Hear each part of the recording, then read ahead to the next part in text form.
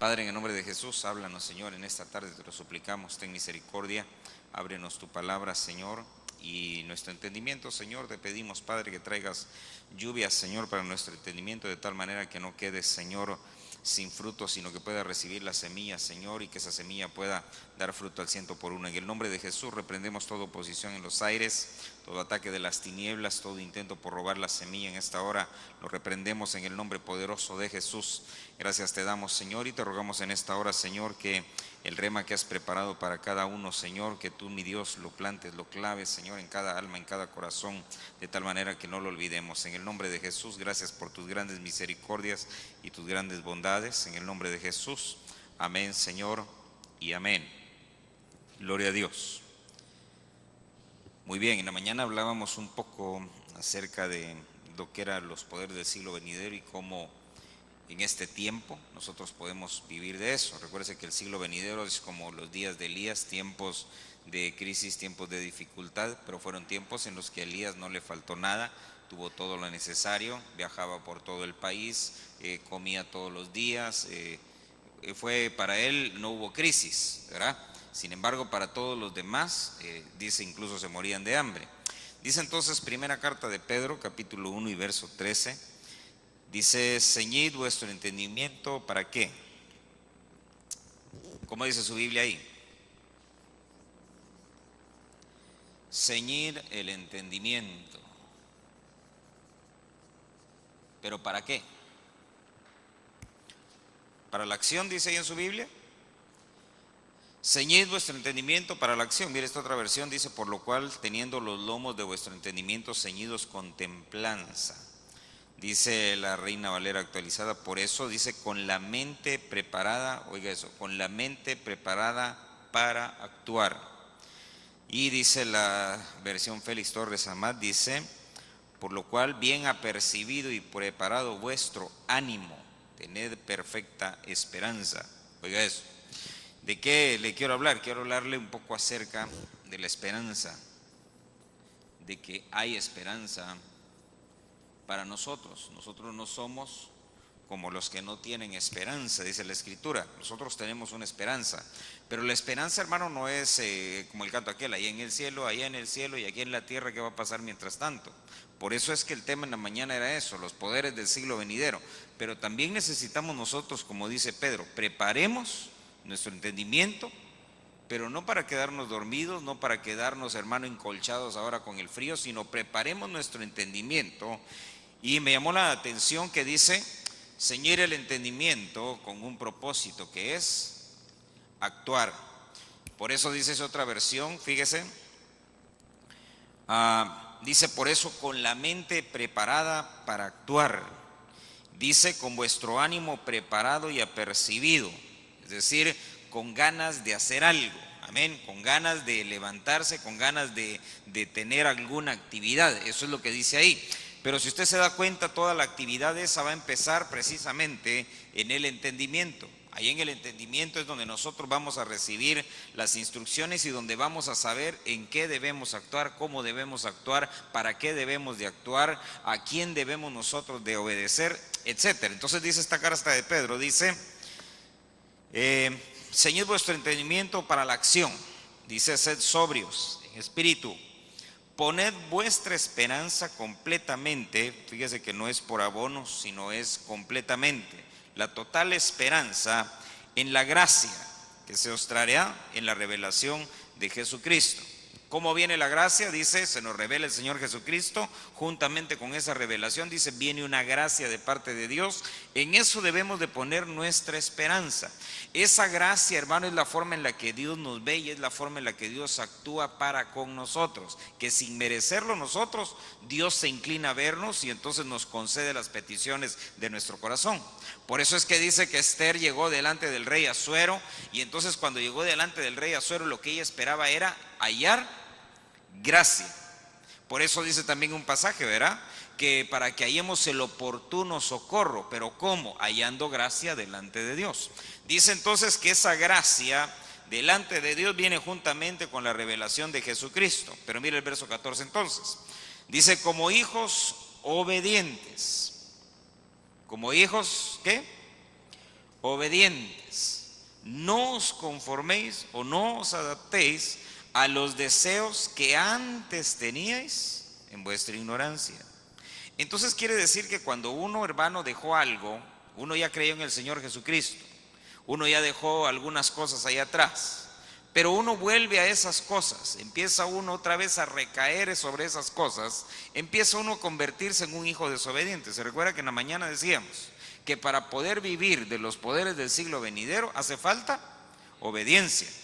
Entonces alguien que de pronto empieza, hermano, a ir hacia atrás, es decir, se empieza a adaptar otra vez a las cosas que antes había dejado, estando en ignorancia, se hace un hijo desobediente. Verso 15 dice: sino que así como aquel que os llamó es santo, así también sed vosotros santos. ¿En qué?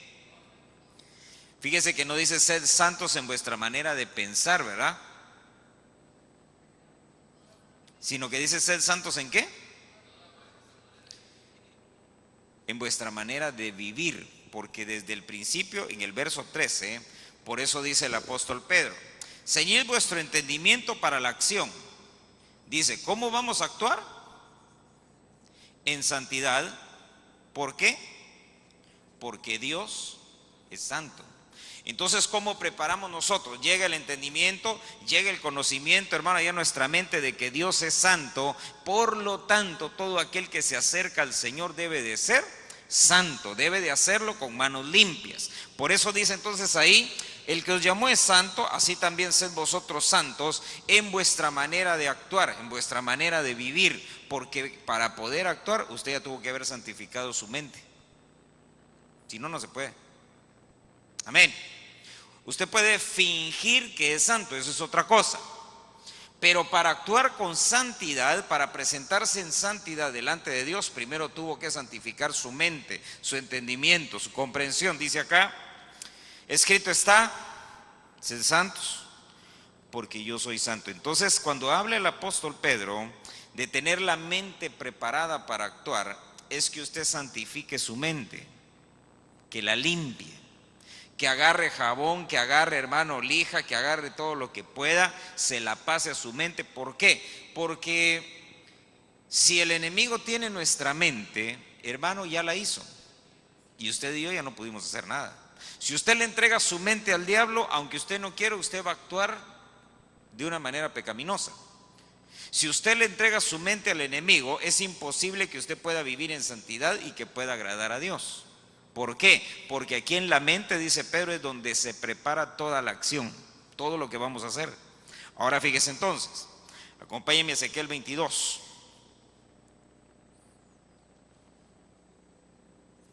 Verso 26.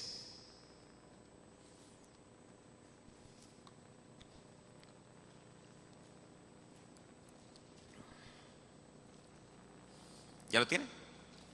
Dice: sus sacerdotes han violado mi ley, han profanado mis cosas sagradas. Entre lo sagrado y lo profano no han hecho diferencia, y entre lo inmundo y lo impío no han distinguido. Han escondido sus ojos de mis días de reposo, y he sido profanado entre ellos. Mire qué palabras más terribles. ¿Cuál fue el problema ahí? ¿Quiénes son los del problema? Los sacerdotes. ¿Cuál fue el problema de los sacerdotes? Dice, violaron la ley, profanaron las cosas sagradas, pero oiga eso, entre lo santo y lo profano no hicieron diferencia. Entonces estos sacerdotes no tenían un discernimiento. No pudieron distinguir entre las cosas santas y las que no lo eran, entre lo que a Dios le agradaba y lo que a Dios no le agradaba. Como ellos no pudieron distinguir, como ellos no pudieron hacer diferencia, por lo tanto se corrompieron ellos y por lo tanto corrompieron también al pueblo. Entonces fíjese que usted y yo tenemos que preparar nuestro entendimiento. ¿Cómo? Aprendiendo qué es bueno y qué es malo, porque eso se aprende. Hay dos formas en las que usted puede aprender. Uno es así como los niños, ¿verdad? Al niño usted le dice, no meta el dedo ahí porque le va a agarrar la electricidad. ¿sí? Y entonces viene el niño y quiere meter el dedo y usted dice, no lo meta ahí porque se va a lastimar, no lo meta ahí. En una vueltecita que usted da, mete el dedo, ¿cuántas veces cree que lo va a meter? Una, ¿verdad? Y si a la siguiente usted le puede decir, mijito, mete el dedo, ¿qué le va a decir? Mételo tú, ¿verdad? ¿Por qué? Porque no aprendió con la instrucción, no aprendió, hermano, con la insistencia, con la disciplina, con el rigor de la palabra. Y entonces viene y experimenta, y esa experimentación le sirve para aprender. El problema con Israel, que le decía el Señor, es que ellos no aprendían ni por palabra, ni por exhorto, ni por experiencia. Es decir, que el pueblo de Israel metía el dedo y de repente se acostumbró a 120. Entonces le subieron a 220 la luz. Cuando ya se acostumbraron a 220, a 440, a 660, hasta que el Señor dijo, ustedes no aprenden, ¿saben qué? Mejor ya no hablo con ustedes. Malaquías cierra el trato con ellos y abre entonces un nuevo trato. ¿Para quién? Para todo el mundo. Y entre eso vamos usted y yo. Ahora dése cuenta, dice entonces Ezequiel que ellos no pudieron distinguir, no hicieron diferencia, corrompieron entonces al pueblo porque ellos mismos no podían, hermano, corregirse a sí mismos. Isaías 65, acompáñenme. Ahora, usted y yo entonces, si no aprendemos a discernir, si usted y yo no nos preparamos, no ceñimos el entendimiento para actuar de acuerdo a lo bueno y en contra de lo malo, entonces, ¿qué vamos a hacer con los que vienen después de nosotros?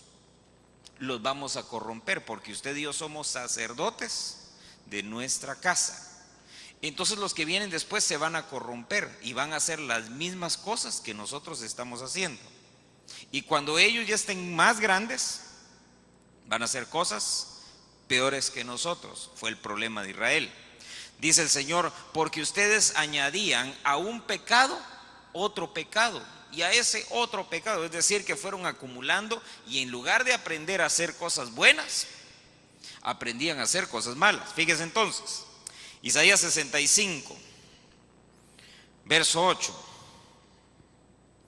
Así dice el Señor: como cuando se encuentra mosto en el racimo y alguien dice, no lo destruyas porque en él hay bendición, así haré yo por mis siervos para no destruir ¿a cuántos? A todos, ¿verdad? Pero quiere decir que a algunos sí los va a destruir. Ahora dése cuenta, ¿quiénes son los que no va a destruir? Dice, así dice el Señor: como cuando se encuentra mosto en el racimo. Mosto, hermano, en el racimo es el de la uva. Y entonces dice, ahí está el racimo, pero todavía tiene algunas uvitas, todavía se puede extraer algo de él. Y entonces dice, no lo destruyas, porque en él hay bendición. ¿Qué quiere decir que hay bendición? Que se puede agarrar las pocas uvas del racimo, le saca el jugo, extrae la semilla y puede reproducir todavía. Y entonces dice ahí, el que tiene todavía en el racimo, el que tiene poco todavía, 2, 3 uvas que tenga, dice, ese no lo van a destruir, porque en él hay bendición todavía. Él todavía puede convertirse en bendición para otros. Dice entonces ahí, así voy a hacer por mis siervos para no destruirlos a todos. Entonces lamentablemente algunos, ¿qué le dijera yo? Por negligencia, y no porque Dios sea malo, sino por negligencia, de pronto van a alcanzar, hermano, destrucción. Por eso les decía en la mañana, uno quisiera decir a todos, ¿verdad? Pero ¿y el que no entre? ¿Y el que no obedezca? ¿Y el que no entregue su pecado? ¿Y el que no confiese su pecado? ¿Qué hacemos con él? Podemos rogar, podemos suplicar, pero a la fuerza borrarle el pecado a alguien, ¿se puede? No se puede. Quitarle a la fuerza a alguien, hermano, un mal hábito, ¿se puede? No se puede. Es una programación que hay en él que solamente un programador puede cambiar. Y ese programador es el Señor Jesucristo. Amén. Entonces mire, verso 9 del capítulo 65 de Isaías. Recuérdese que está hablando del racimo que todavía tiene mosto en él, que todavía se puede extraer algo de él. Dice entonces el verso 9: sacaré de Jacob descendencia, de Judá heredero de mis montes. Mis escogidos la heredarán y mis siervos morarán allí. Sarón será pastizal para ovejas, el valle de Acor para lugar de descanso de vacas, para mi pueblo que me busca. Mire todo lo que hay ahí, pero ¿para quién es? Para el pueblo que lo busca. Entonces aquí la pregunta es, ¿cuántos están hoy buscando al Señor? Gloria a Dios, nosotros estamos aquí, hermano, amén. ¿Y los demás? Porque dice ahí, fíjese, no lo digo yo, mire lo que dice ahí. Dice, él va a sacar de Jacob descendencia, de Judá un heredero. Sus escogidos, dice, van a heredar esa tierra, sus siervos van a morar allí. Sarón será un pastizal de ovejas, el valle de Acor, dice, lugar de descanso para mi pueblo que me busca. Y el que no busque. Por eso mire, lo interesante de esto es que aquí estamos todos ahorita, ¿verdad? Pero hermano, hay unos que lamentablemente van a ver las cosas y se van a lamentar y van a enojarse incluso contra Dios, porque van a decir, ¿por qué a mí no? ¿Y por qué a mí no me llegó? ¿Y por qué yo no recibo? Simplemente porque no busca. Es que dése cuenta, ¿a quién hay que buscar? ¿A la heredad? ¿A la descendencia? ¿A la morada? ¿O a quién? Se busca al Señor.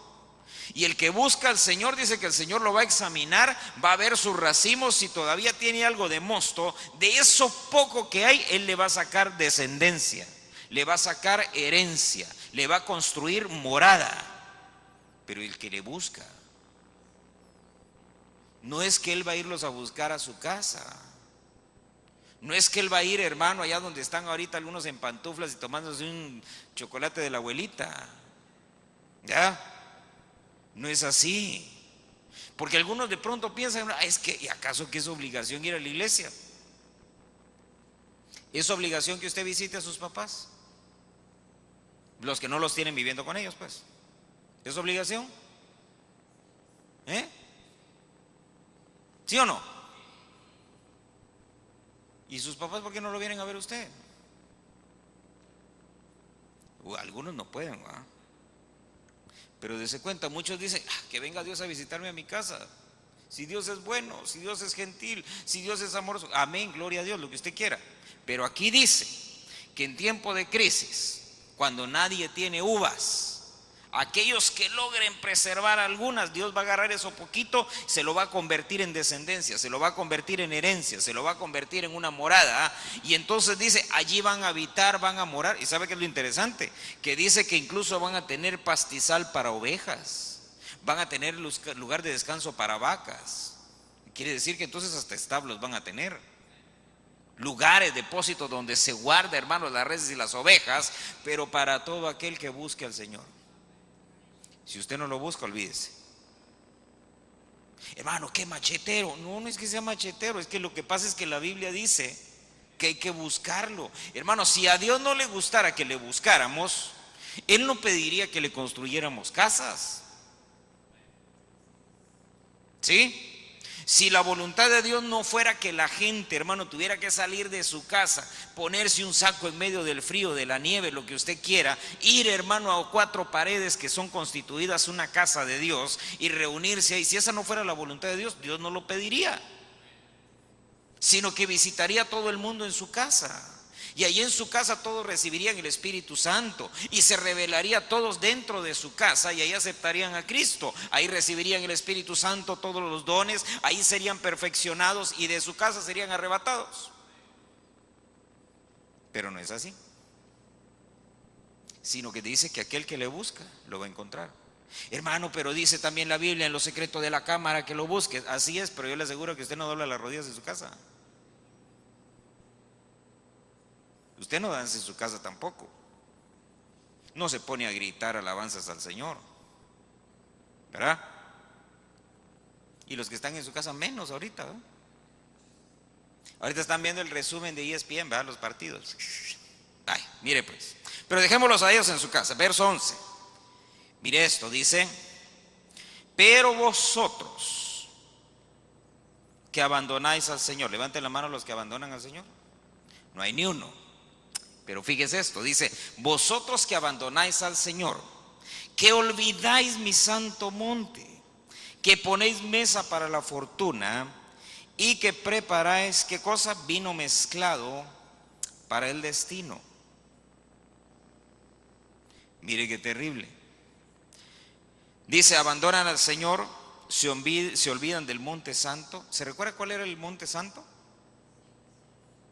Primero era el Sinaí y ahora Sión.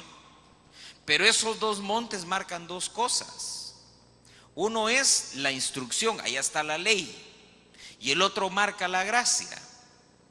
Y necesitamos las dos, porque la ley dice que nos hizo saber y nos hizo conocer que estábamos en pecado. Y necesitamos la gracia, porque esa gracia es la que sirve para borrar nuestros pecados señalados por la ley y hacernos delante de la ley aceptables para Dios. Entonces dice esto: se olvidaron, hermano, del monte, tanto de uno como del otro, ni ley ni gracia. Entonces mire qué desgracia, ¿verdad? Porque dice que como no tienen eso, ponen mesa para la fortuna, es decir, para la suerte, preparan vino mezclado. Y hermanos, si algo Dios detesta, es que nosotros mezclemos las cosas. Amén. Por ejemplo,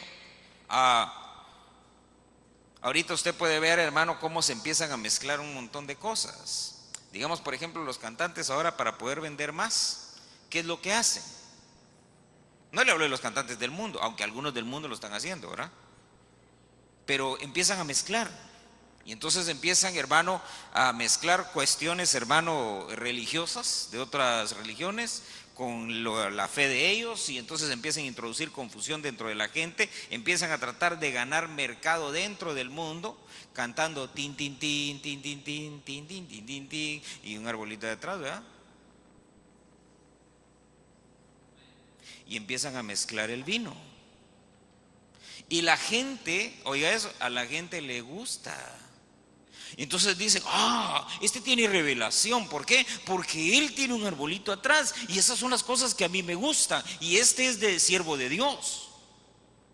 Y se van detrás de esas cosas. Y entonces mire qué terrible, porque dice, se olvidan del monte santo. Empiezan a confiar en la suerte y ya no confían, hermano, en el favor de Dios. Porque, hermano, la suerte no existe. Amén. Fíjese que cuando las cosas salen mal, ¿qué dice la gente? Dios, ¿por qué a mí? Y cuando las cosas le salen bien, qué suerte tengo, ¿eh? O sea que siempre la culpa es de Dios, pero si sale bien, somos nosotros. O mejor todavía, ¿verdad? Para no sentirse como en deuda con Dios, le atribuyen a la suerte. Ahora mire eso, dice entonces, preparan vino mezclado, ¿para qué? Para el destino, preparan ellos su destino. ¿Qué destino van a tener si no tienen monte? ¿Qué destino van a tener si abandonaron al Señor? ¿Qué destino van a tener, hermanos, si su mesa no es una mesa de gracia, sino una mesa de la fortuna? Miren lo que dice entonces el verso 12. Verso 11, ¿qué dice? Prepararon su destino. Entonces viene Dios y miren lo que dice. Ustedes quieren preparar su destino. Yo les voy a dar un destino. Y su destino va a ser este. Yo os destinaré, ¿para qué? Mire, de verdad, yo cuando le dije, no, Dios mío, yo os destinaré a la espada. Todos vosotros os encorvaréis para la matanza. ¿Por qué? ¿Por qué Dios daría un destino como ese? ¿Por qué Dios, hermano, de pronto empujaría a la gente hacia la matanza? Dice ahí, porque llamé. ¿Y qué dice ahí? No respondisteis. Hablé y no oísteis. Hicisteis lo malo ante mis ojos y escogisteis aquello que no me complacía. Entonces fíjese, cada vez que uno escoge algo, cada vez que uno se ve, hermano, en la encrucijada de tener que tomar una decisión, siempre las decisiones van a girar no en torno a nosotros mismos, sino van a girar en torno a si complace o agrada a Dios nuestra decisión o no. Amén. Por ejemplo, imagínese usted que usted tiene hambre, ¿sí? Como usted tiene hambre, usted va y dice, donde encuentre comida y ahí mero, ¿sí? Y entonces viene usted, va caminando por ahí Y entonces tiene dos opciones. Hay un restaurante ahí que cuesta 35 pesos y le dan cortadillo, arroz, frijoles, tortillas, postre, y ya con eso no le siga, que ya va a ser la hora de cenar. Bueno, pero del otro lado hay otro que le da lo mismo, nada más que se lo da por 70 pesos, ¿sí? Y entonces cuando usted se encamina hacia el de 35, usted va notando de pronto que ahí está la Santa Muerte. Tienen un altar ahí adentro, ¿ah? Y entonces viene usted y dice 35.70, 35.70. ¿Qué hace?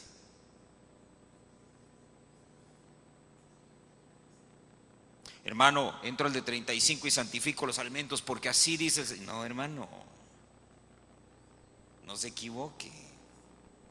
¿Por qué? Porque por lustrarse el codo se está arriesgando a ir a comerse algo que no está, oiga, ni siquiera está dedicado a los ídolos.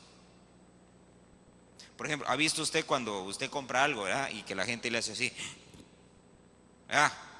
La primera venta del día, ¿no ha visto eso usted? ¿Verdad? ¿Qué están haciendo? Están dedicándolo, ¿verdad? ¿A quién? Usted ve atrás, el santito que tienen allá atrás, ya sabe usted quién se lo están dedicando, ¿verdad? Entonces cuando usted entra a ese lugar, ni siquiera es a un ídolo, es a la reina del cielo, es a que ellos llaman la Santa Muerte, es la reina del cielo. Esa ni siquiera es un ídolo, ese es el mero tatascán ahí arriba, claro, de los malos, ¿verdad? El Señor está por encima de ella, que el Señor la reprenda, amén. Pero dése cuenta, el pueblo de Israel quería preparar su destino basándose en una suerte y no en la gracia de Dios, basándose en una suerte y no en el monte. Se recuerda que cuando atravesaron el río, el mar, dice, les dijo el Señor, cuando ustedes atraviesen va a haber dos montes, Ebal y Gerizim, creo que eran, ¿verdad? Uno era el monte de la bendición y el otro el de la maldición. Y ustedes, les dice el Señor, van a escoger. Yo no les voy a decir cuál. Ustedes van a escoger qué monte, si la bendición o la maldición. Entonces dése cuenta, y tiene usted las dos opciones. Dice usted, bendición o maldición. Aquel lo hace porque tiene necesidad de vender, hermano, y si usted quiere, se quiere hacer rico vendiendo caro. Pero aquel otro no. Aquel tendrá otras ideas. ¿Qué hace usted? Por eso le digo, no va en torno a nosotros, sino va en función de agradar a Dios. Bueno, va a decir usted, un poco legalista, hermano, como quiera, pero igual, si usted quiere correr riesgo, mire el verso 12, dice, os destinaré a la espada, todos os encorvaréis a la matanza. Llamé y no respondisteis. Mire, que no le vaya a suceder a usted que Dios le esté hablando y usted no conteste. ¿Se recuerda a Samuel? Samuel ahí estaba acostadito, hermano, y de repente, Samuel, Samuel, ¿y qué hacía él? Hermano, más rápido que inmediatamente se levantaba, salía corriendo y se paraba enfrente de Elí. ¿Llamaste? No, yo no te hablé. Vete a dormir. Se iba a dormir otra vez. Samuel, Samuel, se levantaba. ¿Cuántas veces, hermano? 3 veces. Hasta que viene, hermano, yo creo que nosotros a la segunda ya nos dicho, ya hombre, ya desde la cama. Viene Samuel, se levanta una tercera vez, le dice, ya sé, dice Elí, cuando oigas otra vez la voz, dices, habla, Señor. Y esa es la palabra, ese es el secreto. Habla, no dice que tu hijo, ¿verdad? Que tu siervo oye, porque los que fallaron aquí fueron los siervos, no fueron los hijos. Los hijos se corrompieron detrás de los siervos. Ahora mire entonces, fallan ellos, dice, yo llamé y no respondieron, hablé y no oyeron. Ese hablé y no oyeron, hermano, no es que ellos, hermano, el Señor habló y ellos estaban tan lejos que no se oía nada, no, sino que el Señor les habló y ellos hicieron oídos sordos. ¿sí? Ese hermano que lo llamaron es José, y entonces él contestaba, ¿verdad? Aquí estoy. Pero el Señor les llamaba y ellos no contestaban, quedaban viendo, ¿verdad? Después el Señor les habló y ellos se taparon. Así como dicen los niños, soy de palo, no oigo, soy de palo, no oigo, soy de palo, ¿verdad? Entonces mire lo que dice ahí: hicisteis lo malo ante mis ojos y escogisteis aquello que no me complacía. ¿Por qué se equivocaron al tomar una decisión? Porque el Señor les hablaba y no contestaban. El Señor les hablaba y ellos, hermano, hacían oídos sordos. Dese cuenta que ellos oían las palabras del Señor, los mensajes del Señor, pero cerraban su oído y decían, no, eso no me gusta, porque eso de vivir en santidad, eso de ya no ir a hacer mis vicios y mis cosas ocultas, eso era lo que ellos no querían. Por eso cerraban su oír. Ahora mire eso, verso 13. Por tanto, así dice el Señor: he aquí, mis siervos comerán, mas vosotros tendréis hambre. Eso, mire, eso que dice ahí, mis siervos, es aquellos que me sirven a mí, esos van a comer. Aquellos que no me sirven, esos van a tener hambre. Por eso, mire, cuando uno habla del servicio y cuando uno invita a la gente para que se una, que participe, hermano, en alguna forma de servicio dentro de la iglesia, hermano, no es como algunos dicen, no, lo que pasa es de que es para ahorrarse lo de la limpieza. No, hermano, si como quiera, si hace falta se paga, ¿verdad? No. El hecho es que Dios, hermano, quiere que aprendamos a servir dentro de su casa, dentro de su templo, y que aprendamos nosotros, hermano, a sustentar todo lo que Dios tiene aquí. Amén. Mire lo que dice ahí: mis siervos comerán, vosotros tendréis hambre. Mis siervos beberán, vosotros tendréis sed. He aquí, mis siervos se alegrarán y vosotros seréis avergonzados. Pero, hermano, todo eso, ¿por qué? Porque no buscaron, tomaron malas decisiones, cerraron sus oídos. El Señor les hablaba y no contestaban. ¿Sabe que el Señor, hermano, sabe cómo habla? Yo no sé si alguna vez le ha pasado a usted que a las 5 de la mañana oye usted que le están hablando. No, nunca. Hermano, a mí me ha pasado, y ¿sabe qué? Hasta la cama me han pateado, literalmente. Ya cuando uno ya entiende así, dice, no vaya a ser que a la siguiente patada no se la den a la cama, sino que a mí, ¿verdad? Entonces ya uno que sea sentadito en la orilla, Padre, en el nombre de Jesús, empieza uno a orar, ¿verdad? Y así, hermano, medio cabeceando todavía a veces. Pero ¿sabe qué? Viene uno y empieza uno a entender. Pero oye uno que le hablan. ¿Sabe que a veces, hermano, un par de oportunidades, hasta he oído que me gritan? Y dice uno así todo, y de noche todavía. Y digo, no habrá sido mi esposa, y me volteó así. No, digo, no fue ella, ¿va? Pero oiga eso, Dios habla y uno tiene que contestar. Dice que va a haber alimento, va a haber bebida, es decir, va a haber agua, va a haber alegría para todo aquel que aprendió a servir al Señor. Pero aquellos que se negaron, hermano, son los que van a padecer. Ahora, ¿sabe qué? Yo se lo digo así como le dije hace muchos años, hermano, cuando le dije, hermano, si sus puertas y sus ventanas no tienen protectores, váyale poniendo, váyale poniendo. Y hermano, en ese entonces vivíamos, no fue hace más de 5 años, eso fue como el 2007, creo que fue, 2006. Hermano, era cuando amarrábamos a los perros con salchicha aquí en Sabinas, ¿verdad?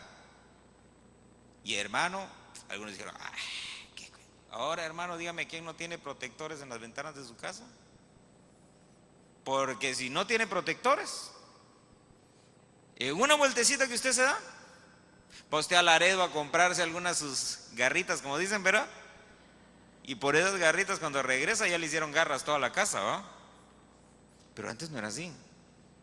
Entonces, ¿sabe qué? De pronto, hermano, uno ve, hermano, las cosas cómo se van moviendo en todos los escenarios. Tenemos que aprender. Mire, yo le decía el otro domingo, tenemos un problema, que creemos que el único escenario que existe es Sabinas, como si Sabinas fuera el centro del mundo. Y la verdad es que no. Amén.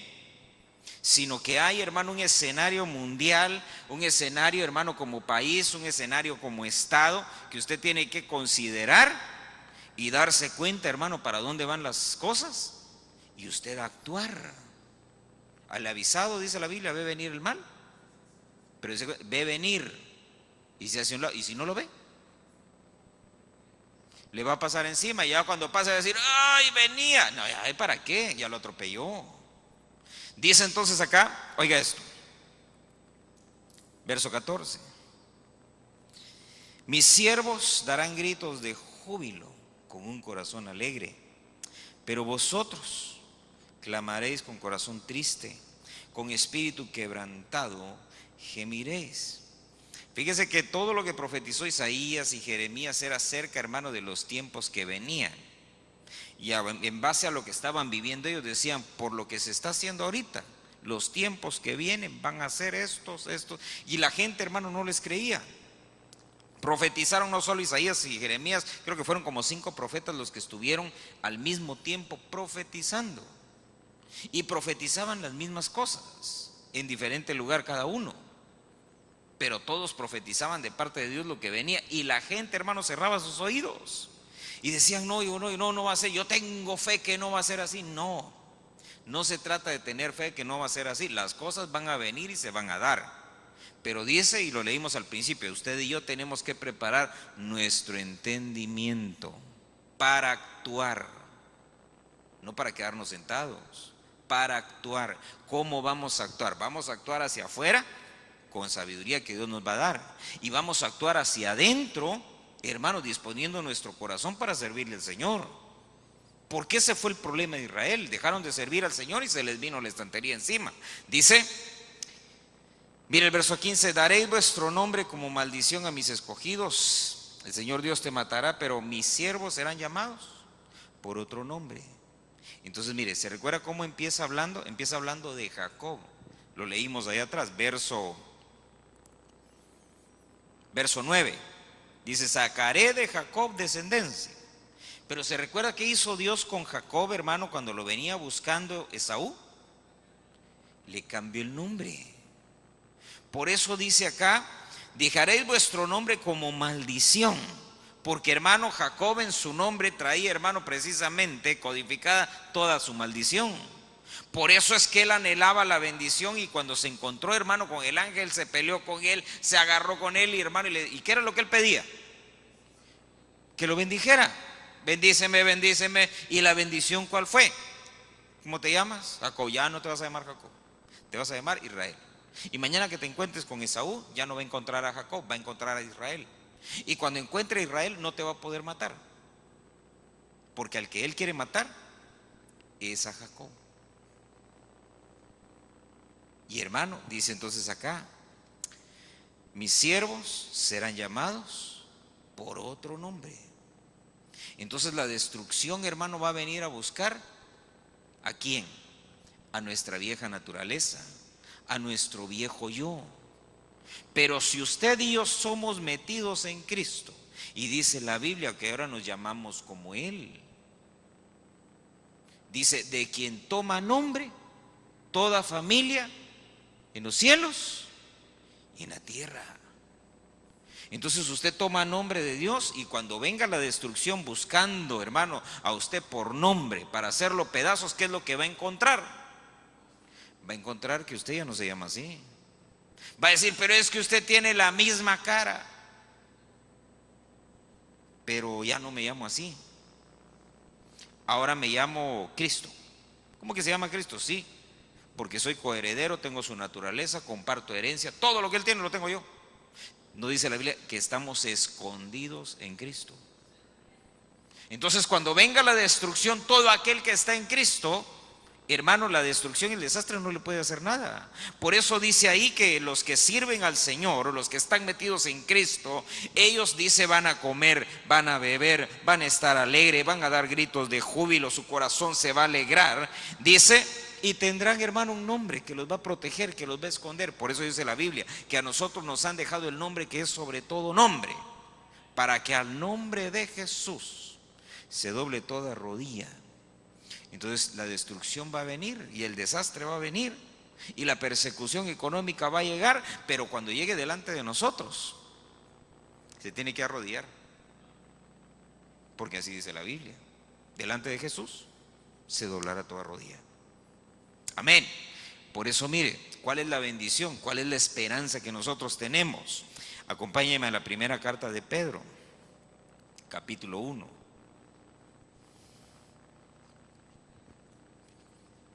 Verso 3.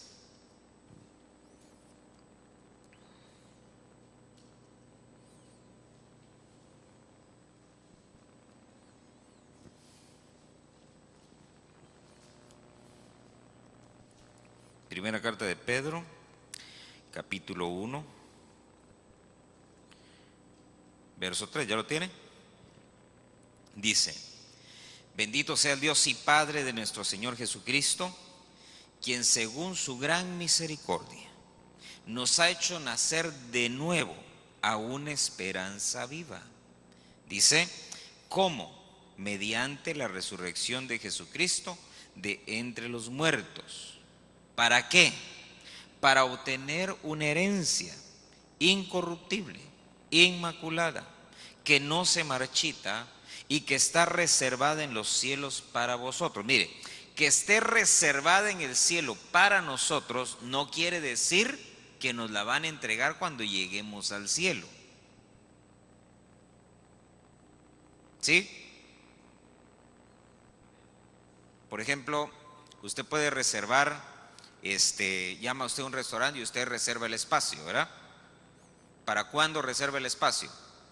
Para un tiempo de comida. Usted llega, se sienta, come y se va. ¿Sí?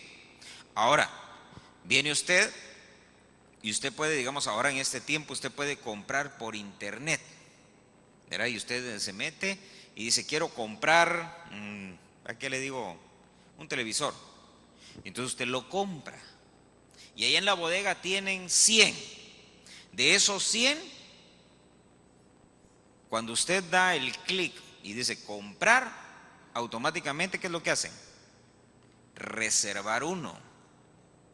Para que en el tiempo estimado que ellos le den ahí, dicen, se lo vamos a enviar dentro de 3 días. Quiere decir que dentro de 3 días va a salir de la bodega. Pero mientras tanto estuvo reservado.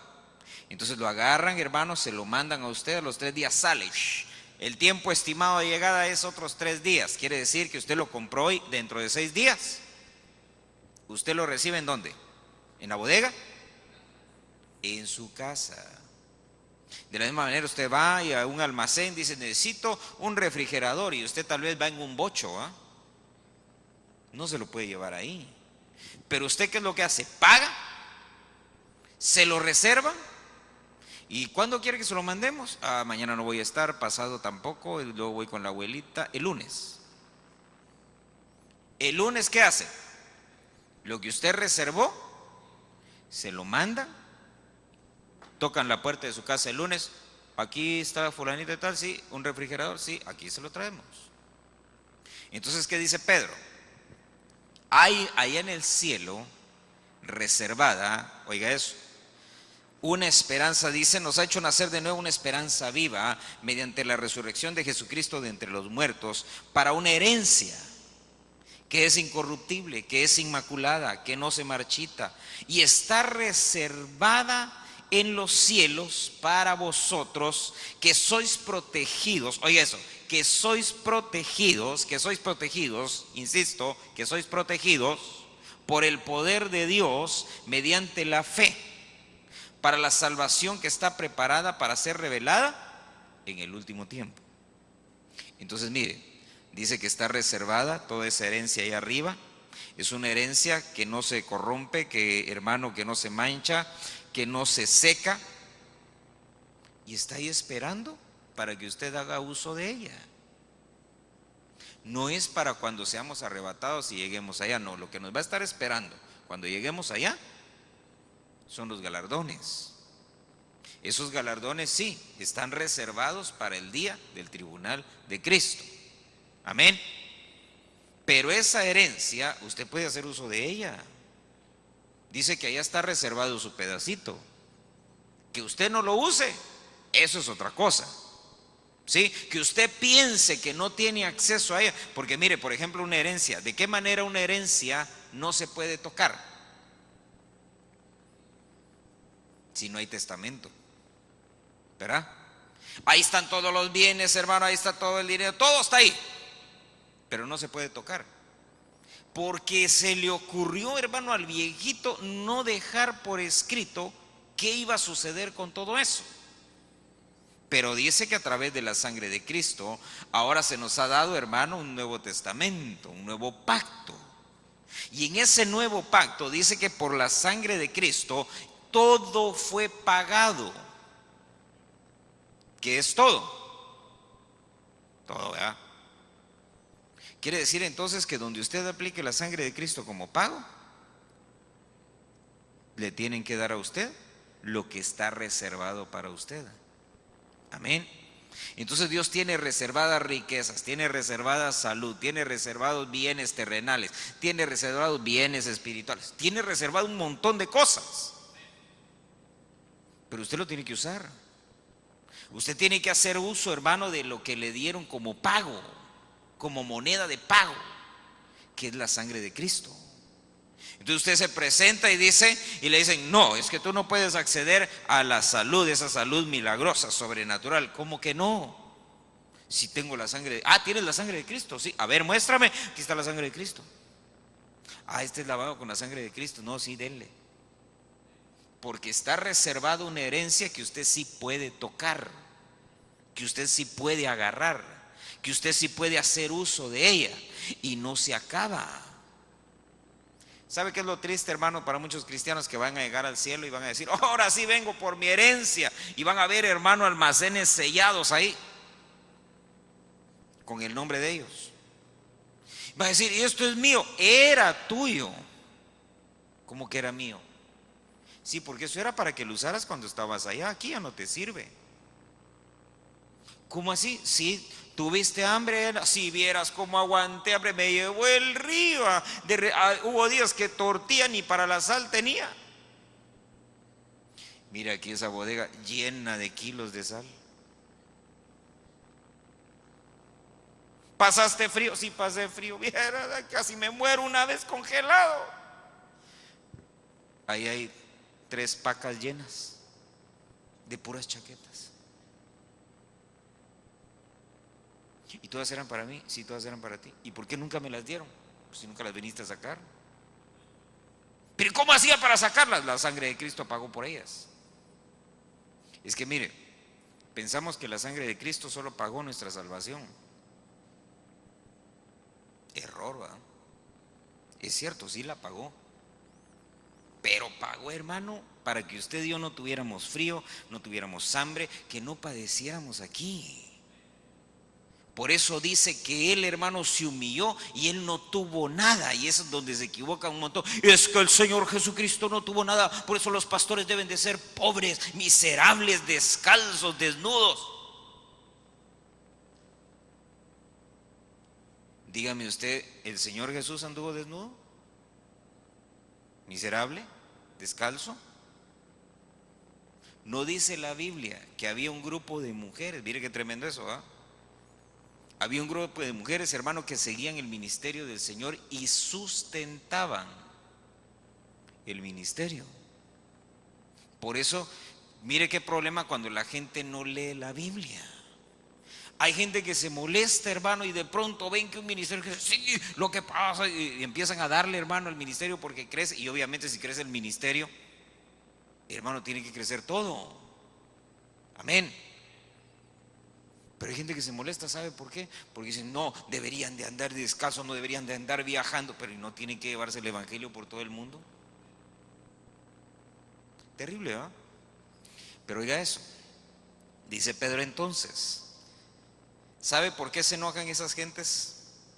Porque ellos no han podido extraer nada de su herencia y se molestan cuando ven que hay gente, hermano, que encontraron la llave, la hebrita, ¿verdad? Que encontraron la forma de poder acceder a su herencia y, hermano, y no sacan de 2 ni 3, sacan a manos llenas. Y entonces la gente se enoja y se molesta, hermano, porque ellos no han logrado, hermano, entrar, no han logrado ni siquiera saber o conocer, hermano, dónde está la bodega que tiene su nombre. Entre paréntesis, ¿usted ya la encontró? ¿O la anda buscando todavía? Porque hermano, ahí está. Ahora mire, ¿qué más dice ahí? Verso 5. Sois protegidos por el poder de Dios mediante la fe.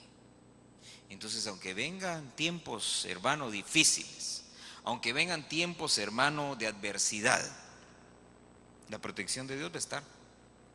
Mire esto, Hebreos 6, verso 17. Ya con esto cierro.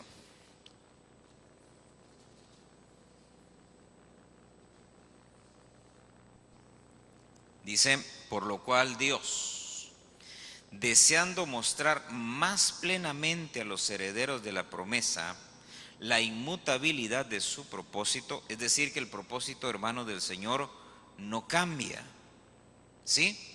Dios no es como nosotros, que hoy decimos una cosa, mañana decimos otra, pasado nos dio amnesia y traspasado nos dio Alzheimer y ahí la llevamos. Sino que el propósito de Dios, dice, ese no cambia, ese sigue ahí, es inmutable. Dice, deseando mostrar más plenamente a quienes, a los herederos. ¿Quiénes son los herederos? Nosotros, ¿verdad? Usted es heredero. Entonces dice ahí Hebreos que Dios quiere mostrarle a usted como heredero la promesa que no cambia, el propósito ese prometido de que no cambia.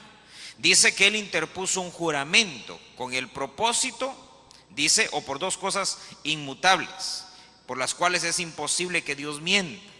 Los que hemos buscado refugio, seamos grandemente animados. ¿Para qué?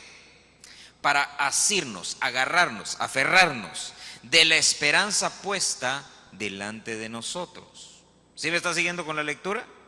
Dice, la cual tenemos como qué, como ancla del alma. ¿Cómo dice su versión ahí? Como segura y firme ancla del alma. Dice, mire cómo dice esta versión, la cual tenemos, pero esa es la cual, ¿qué es lo que tenemos como ancla firme y segura del alma? La esperanza. Esa esperanza que está puesta delante de nosotros, que nos anima, ¿cuál es?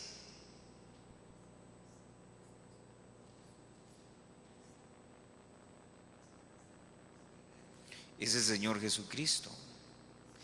En la cruz del Calvario nos pusieron una esperanza delante de nuestros ojos.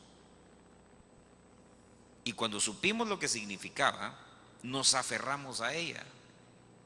Ahora mire, dice ahí,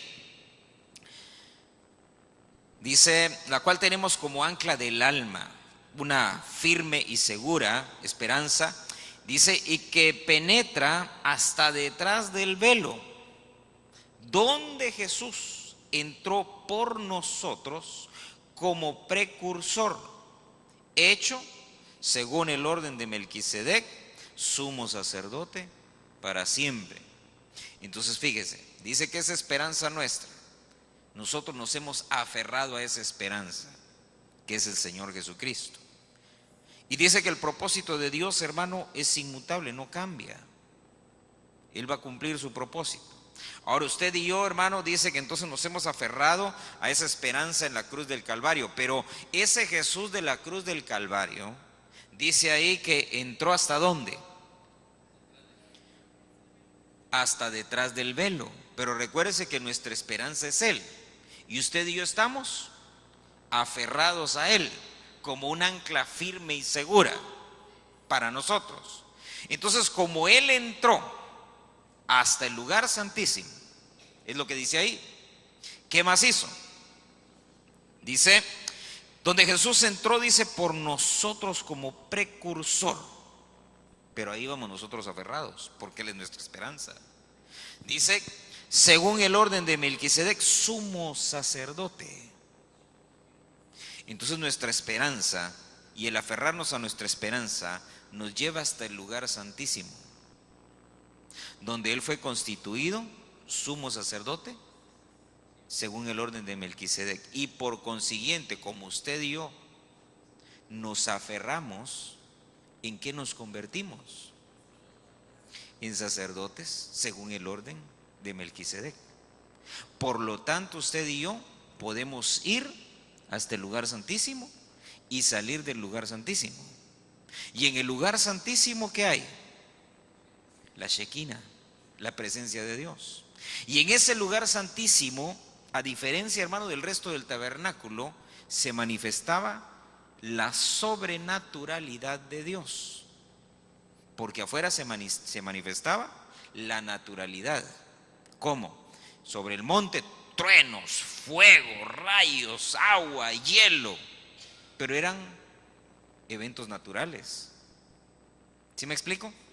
¿Dónde estaba lo sobrenatural de eso? Que sucedía en un momento específico, en un lugar específico y a voluntad de Dios. Pero la gente lo veía y eran cuestiones naturales. ¿Sí? La vara de Moisés era un palo. Y cuando él la tiraba, ¿en qué se convertía? En una serpiente. Pero era algo natural. Pero cuando uno iba, hermano, al lugar santísimo, dice que descendía, hermano, la nube, entraba en el lugar santísimo y entonces el lugar se llenaba de luz. Pero ahí no había fuego, no había velas, no había candelero, era una oscuridad, hermano, total. Entonces, ¿esa luz de dónde venía? Era la misma luz de la presencia de Dios en ese lugar. Entonces, hermano, cuando ya uno logra entender que llegando a este lugar santísimo uno tiene contacto con el mismo, mire, con el mero mero, no con los mandaderos. Con todo respeto para los ángeles, ¿verdad? Porque no me van a ir a patear la cama mañana a las 5 desquitándose, ¿va? Pero dése cuenta, tenemos un acceso, hermano, con el mero mero. Se lo voy a poner y ya con eso cierro. Fíjese que mi abuelito, no sé si ya se lo conté alguna vez, pero él vendía, hermano, mercancía así de juguetitos y cosas en las tiendas. Entonces tenía una su moto con una traila atrás y esa la mantenía él con candado. Y entonces, hermano, cuando nosotros llegábamos a la casa de mi abuelito, a nosotros nos gustaba, ¿va?, llegar, porque lo primerito que íbamos, hermano, era que sabíamos que había un llavero. Y entonces llegábamos y saludábamos al abuelito y qué tal y que no sé qué, y abuelito y que no sé qué. Pero ya él sabía, entonces llegaba un momentito en el que sacaba la llave. Y decía, ahí está la traila, decía. Vayan y saquen una cosa para cada uno. Y hermano, para nosotros eso era... Salíamos corriendo con la llave en la mano, hermano, y abrir y todo, y abríamos la traila, hermano, y el más grande, mi hermano grande, era el que se columpiaba ahí, ¿verdad? Porque pues era el que llegaba, y nosotros afuera, ¿qué hay? ¿Qué hay? Y no, pues hay pelotas, hay esto, a ver, enséñame qué hay. Y no, eso no, está muy feo, está muy barato, también algo más caro. Y hermano, era una emoción, solo podíamos sacar una cosa. Y entonces buscábamos la mejor que pudiéramos encontrar. Y entonces, hermano, empezábamos y esto, bueno, ya que teníamos una cada uno, cerrábamos y devolvíamos la llave. Entonces ya cuando íbamos para la casa, ¿verdad?, acabamos de salir de la casa del abuelito y le preguntábamos a mamá, ¿cuándo vamos a venir otra vez? ¿Verdad? ¿Qué día era triste para nosotros? Cuando llegábamos y él no estaba. Era una misión frustrada esa. Entonces, mire, hay una herencia. Y el que tiene la llave es el Señor, nuestro Padre, que está ahí en el lugar santísimo. Pero para llegar hasta ahí hay que ser santos. Lo leímos ahí al principio, ¿se recuerda? Si no, no se puede. Entonces, para usted llegar hasta ahí y que el Señor saque la llave y que le diga, ahí está la traila, ve a sacar lo que quieras. Ni siquiera que Él nos dice, ¿sabes qué? Ya sé que te voy a... No, ve a sacar lo que quieras. Lo que ocupes, lo que necesites de lo que hay ahí, llévatelo. Pero hay que llegar en medio de santidad. Amén. Hay una herencia, ahí nos está esperando. ¿Qué hace falta? Asirnos, aferrarnos a la esperanza que tenemos en Cristo. Y aferrándonos a esa esperanza tenemos que entender que Él ya llegó a este lugar santísimo. ¿Y cómo Él ya llegó? Usted y yo también. Lo que pasa es que mire, no visitamos a nuestro Padre muy seguido. Por eso leímos ahí, ¿verdad? ¿Para quiénes es? Para los que me buscan. Y los que no, no. Cuando nosotros íbamos con mi abuelito, si alguno de nosotros por XY no iba, se quedaba sin la visita a la traila, ¿va? Para la siguiente. Amén. Cierre sus ojos en esta noche.